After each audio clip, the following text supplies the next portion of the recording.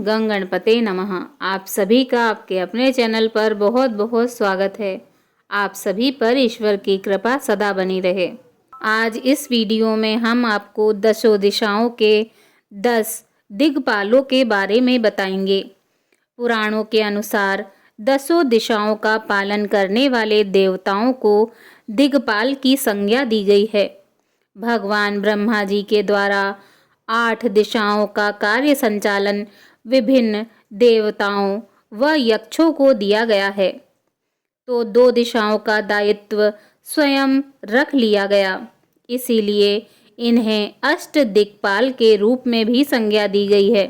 यथा पूर्व के इंद्र, अग्नि कोण के व्रही, दक्षिण के यम, नैऋत्य कोण के नैऋत्य, पश्चिम के वरुण, वायु कोण के मरुत, उत्तर के कुबेर, ईशान कोण के ईश, ऊर्ध्व दिशा के ब्रह्मा और अधो दिशा के अनंत अर्थात शेषनाग दिक्पाल सुनिश्चित किए गए हैं।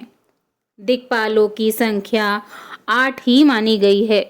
शेष 2 दिशा का स्वामित्व ब्रह्मा जी के अधिकार में है। शास्त्रानुसार हमारे वायुमंडल में दिशाएं 10 होती हैं, जिनके नाम और क्रम इस प्रकार हैं: ऊर्ध्व, ईशान, पूर्व, आग्नेय, दक्षिण, नैऋत्य, पश्चिम, वायव्य, उत्तर और अधो। एक मध्य दिशा भी होती है। इस तरह कुल मिलाकर 11 दिशाएं हुई। प्रत्येक दिशा का एक देवता नियुक्त किया गया है, जिसे दिक्पाल कहा गया है, अर्थात दिशाओं के पालनहार या दिशाओं की रक्षा करने वाले। ऊर्ध्व दिशा के देवता ब्रह्मा जी हैं। इस दिशा का सबसे ज़्यादा महत्व है। आकाश ही ईश्वर है। जो व्यक्ति ऊर्ध्वमुख होकर प्रार्थना करते हैं, उनकी प्रार्थना में असर होता है। वेदानुसार मांगना है तो ब्रह्मा और ब्रह्मांड से मांगे, किसी और से नहीं। उनसे मांगने से सब कुछ मिलता है। वास्तु के अनुसार घर की छत, छज्जे, उजाला दान, खिड़की और बीच का स्थान इस दिशा का प्रतिनिधित्व करते हैं। आकाश तत्व से हमारी आत्मा में शांति मिलती है। इस दिशा में पत्थर फेंकना, थूकना, पानी उछालना, चिल्लाना या ऊर्ध्वमुख करके अर्थात आकाश की ओर मुख करके गाली देना वर्जित है। इसका परिणाम घातक होता है।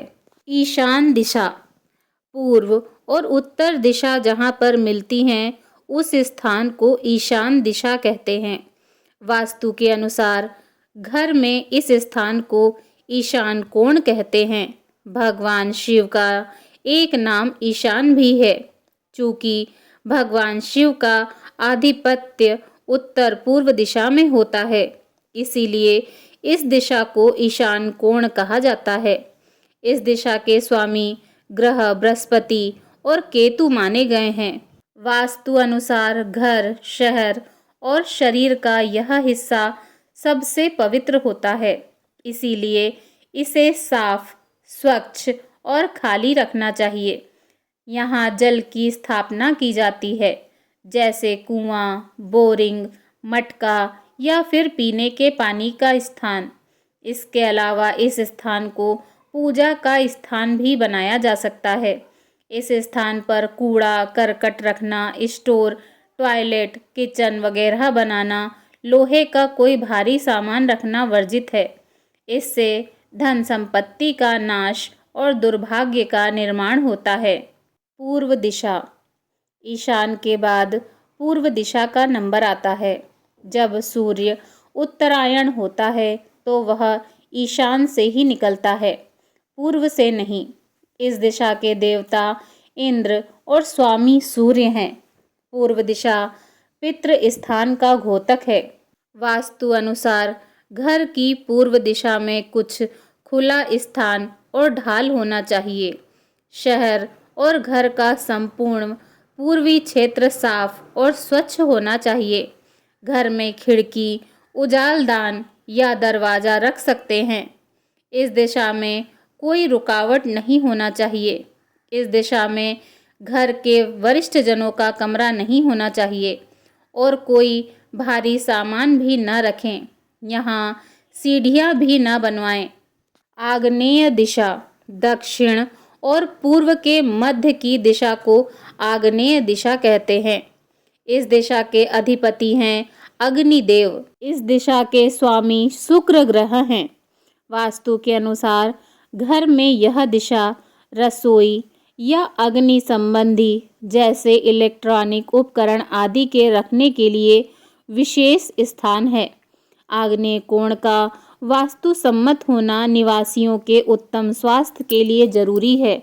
आग्नेय कोण में शयन कक्ष या पढ़ाई का स्थान नहीं होना चाहिए।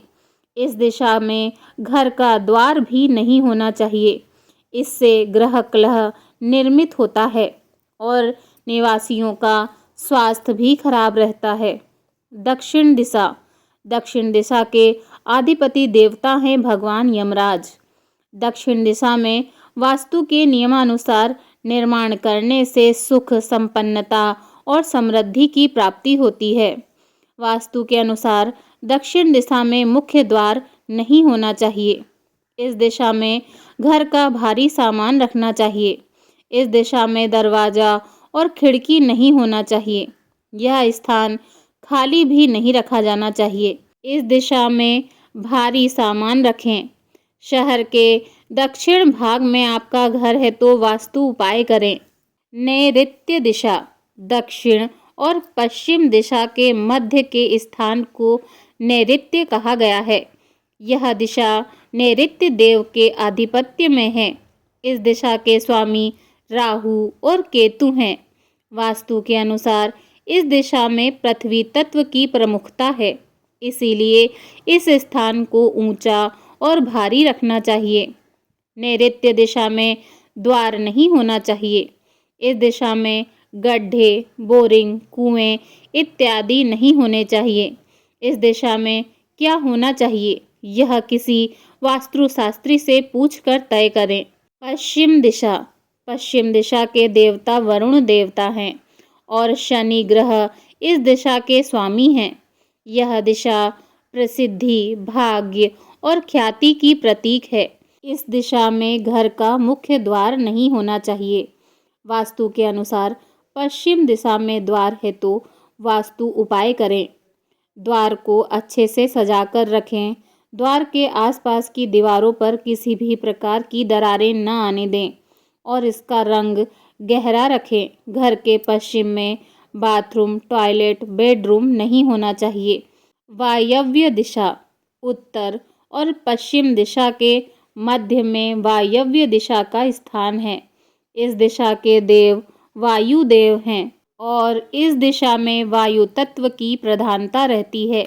वास्तु अनुसार यह दिशा पड़ोसियों, मित्रों और संबंधियों से आपके रिश्तों पर प्रभाव डालती है। वास्तु ज्ञान के अनुसार इनसे अच्छे और सदुपयोगी संबंध बनाए जा सकते हैं। इस दिशा में किसी भी प्रकार की रुकावट नहीं होना चाहिए। इस दिशा के स्थान को हल्का बनाए रखें। खिड़की, दरवाजे, घंटी, जल, पेड़ पौधे से इस दिशा को सुंदर बनाएं। उत्तर दिशा, उत्तर दिशा के अधिपति हैं रावण के भाई कुबेर। कुबेर को धन का देवता भी कहा जाता है। बुध ग्रह उत्तर दिशा के स्वामी हैं। उत्तर दिशा को मातृ स्थान भी कहा गया है। वास्तु के अनुसार उत्तर और ईशान दिशा में घर का मुख्य द्वार हो तो अति उत्तम होता है। इस दिशा में स्थान खाली रखना या कच्ची भूमि छोड़ना धन और समृद्धि कारक है। अधो दिशा, अधो दिशा के देवता हैं शेषनाग, जिन्हें अनंत भी कहते हैं। घर के निर्माण से पूर्व धरती की वास्तु शांति के लिए अच्छी ऊर्जा वाली धरती का चयन किया जाना चाहिए। घर का तल ग्रह, गुप्त रास्ते, कुआं, हौद आदि इस दिशा का प्रतिनिधित्व करते हैं। वास्तु अनुसार भूमि के भीतर की मिट्टी पीली हो तो अति उत्तम और भाग्यवर्धक होती है। आपके घर की भूमि साफ, स्वच्छ होना चाहिए। जो भूमि पूर्व दिशा और आग्नेय कोण में ऊंची तथा पश्चिम तथा वायव्य कोण में धसी हुई हो, ऐसी भूमि पर निवास करने वालों के सभी कष्ट दूर होते रहते हैं। वाराह पुराण के अनुसार दिक्पालों की उत्पत्ति की कथा इस प्रकार है। जब ब्रह्मा जी सृष्टि करने के विचार में चिंतनरत थे, उस समय उनके कान से 10 कन्याएं उत्पन्न हुईं, जिनमें मुख्य 6 और 4 गौण थीं। एक पूर्वा जो पूर्व दिशा कहलाई, 2 अग्निय जो आग्नेय दिशा कहलाई, 3 दक्षिणा जो दक्षिण दिशा कहलाई, चौथी नैऋति जो नैऋत्य दिशा कहलाई, पश्चिमा जो पश्चिम दिशा कहलाई, वायवी जो वायव्य दिशा कहलाई, उत्तर जो उत्तर दिशा कहलाई, ऐशानी जो ईशान दिशा कहलाई, ऊर्ध्व जो ऊर्ध्व दिशा कहलाई, अधस जो अधो दिशा कहलाई। उन कन्याओं ने ब्रह्मा जी को नमन कर उनसे रहने का स्थान और उपयुक्त पतियों की याचना की। ब्रह्मा जी ने कहा, तुम लोगों की जिस ओर जाने की इच्छा हो जा सकती हो। शीघ्र ही तुम लोगों को तदनुरूप पति भी मिलेंगे। इसके अनुसार उन 10 कन्याओं ने एक एक दिशा की ओर प्रस्थान किया। इसके पश्चात ब्रह्मा जी ने 8 दिक्पालों की सृष्टि की और अपनी कन्याओं को बुलाकर प्रत्येक लोकपाल को एक एक कन्या प्रदान की। इसके बाद वे सभी लोकपाल उन कन्याओं के साथ अपनी अपनी दिशाओं में चले गए।